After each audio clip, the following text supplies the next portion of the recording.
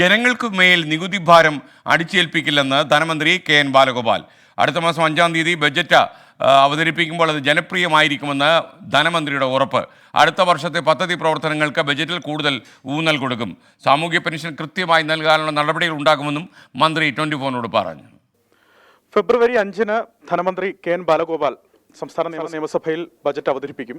ഈ ബജറ്റിൽ എന്തൊക്കെയാണ് കരുതിയിരിക്കുന്നത് അദ്ദേഹം തന്നെ 24-നൊപ്പം ഉണ്ട്. മിനിസ്റ്റർ, കേരളത്തിൻ്റെ രാഷ്ട്രീയ ഭൂമിക ആകെ കലുഷിതമാണ്. ഒന്ന്, കേന്ദ്രം സംസ്ഥാനത്തെ സാമ്പത്തികമായി ഞെരുക്കുന്നൊരു പശ്ചാത്തലമുണ്ട്. ലോക്സഭാ തെരഞ്ഞെടുപ്പ് വരുന്നൊരു പശ്ചാത്തലമുണ്ട്. എന്തായിരിക്കും ബജറ്റ്? ലോക്സഭാ തെരഞ്ഞെടുപ്പ് വരുന്ന പശ്ചാത്തലവും മറ്റ് രാഷ്ട്രീയ കാര്യങ്ങളും ഉള്ളതുകൊണ്ട് തന്നെ കേന്ദ്ര ഗവൺമെൻറ്റിൻ്റെ ഭാഗത്തുനിന്ന് രാഷ്ട്രീയമായിട്ട് ഉൾപ്പെടെ കേരളത്തിൻ്റെ ധനകാര്യ കാര്യങ്ങളിൽ ഇടപെടുന്നു എന്നുള്ള സംശയം ജനങ്ങളുടെ മുന്നിലുണ്ട്. എന്തായാലും പ്രായോഗികമായി കേരളത്തിന് ഏറ്റവും അർഹമായിട്ടുള്ള കാര്യങ്ങൾ കിട്ടുന്നില്ല എന്നുള്ള വസ്തുതകൾ പുറത്തു വന്നിട്ടുണ്ട്. രാഷ്ട്രീയമായി ഞങ്ങൾ ഇക്കാര്യം ഉന്നയിക്കുന്നുണ്ട്, ഭരണപരമായ കാര്യങ്ങൾ ഉന്നയിക്കുന്നുണ്ട്. ഡൽഹിയിലേക്ക് സമരത്തിന് സംസ്ഥാന മുഖ്യമന്ത്രിയും മന്ത്രിമാരും നിയമസഭാംഗങ്ങളും പോകേണ്ടി വരുന്ന സാഹചര്യമുണ്ട്.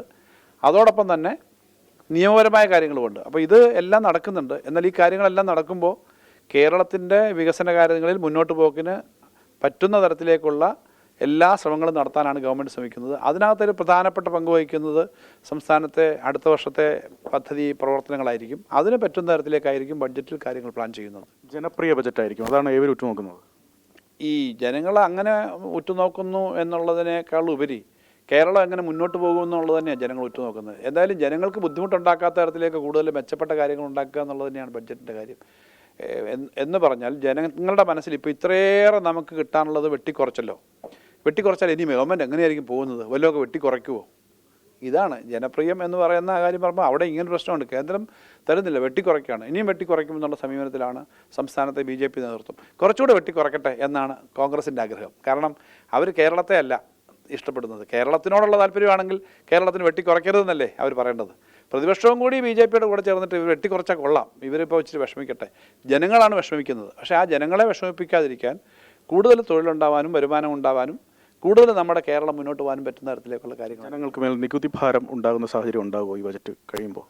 ഈ ഭാരം ഉണ്ടാകുന്ന ഒരു നികുതിയും സാധാരണഗതിയിൽ ഒരു ഗവൺമെൻറ്റും ആഗ്രഹിക്കില്ലല്ലോ. ന്യായമായ പല മേഖലയിലുമുള്ള വരുമാനം സർക്കാരിന് കിട്ടേണ്ടതുണ്ട്. അതിന് ജനങ്ങൾക്ക് ഭാരമാകുന്ന തരത്തിലല്ല, എന്നാൽ ലഭിക്കേണ്ട തരത്തിലുള്ള നികുതികളെല്ലാം കൃത്യമായി ശേഖരിച്ചെടുക്കുക എന്നുള്ളത് ഒരു ഗവൺമെൻറ് ഉത്തരവാദിത്വമാണ്. കാരണം നികുതി ശേഖരിച്ചില്ലെങ്കിൽ ഗവൺമെൻറ് ഉത്തരവാദിത്വ കുറവ് കാണിക്കുമെന്ന് പറയും. സാമൂഹ്യ സുരക്ഷാ പെൻഷന് വേണ്ടി ഇന്ധന സെസ് വർദ്ധിപ്പിച്ചിട്ടും അതിന് ആവശ്യമായ തുക സമാഹരിക്കാൻ സാധിച്ചില്ല എന്ന് പറയുന്നു. അപ്പോൾ എങ്ങനെയായിരിക്കും അത്?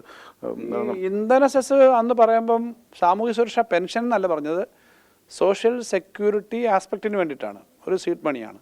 അപ്പോൾ തന്നെ നമ്മളൊരു കാര്യം പറഞ്ഞിരുന്നു, അത് ഒരു മാസത്തേതിന് പോലും തികയുന്ന തുകയല്ല. 12 മാസത്തേക്ക് കൊടുക്കാൻ ഉള്ള തുകയൊന്നുമല്ല. ഒരു മാസത്തേക്ക് അതിൽ നിന്ന് എടുക്കുന്ന തുക. അത്രയൊരു കാര്യമുണ്ട്. അത്രയൊരു കാര്യം അന്ന് ഉന്നയിച്ചത് തന്നെ കേരളത്തിൻ്റെ സാമ്പത്തിക മേഖലയിലെ പ്രശ്നങ്ങൾ ചൂണ്ടിക്കാണിച്ചുകൊണ്ട് തന്നെയാണ്. ആ തുക വളരെ ചെറിയൊരു തുക.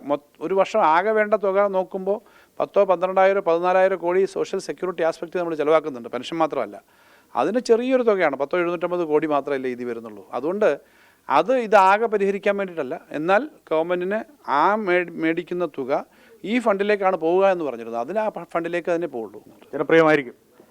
ജനപ്രിയമായിരിക്കും. കേരളത്തിന് വളരെ പ്രിയകരമായിരിക്കും. കേരളത്തിന് വേണ്ടിയിട്ടായിരിക്കും. വളരെ നന്ദി.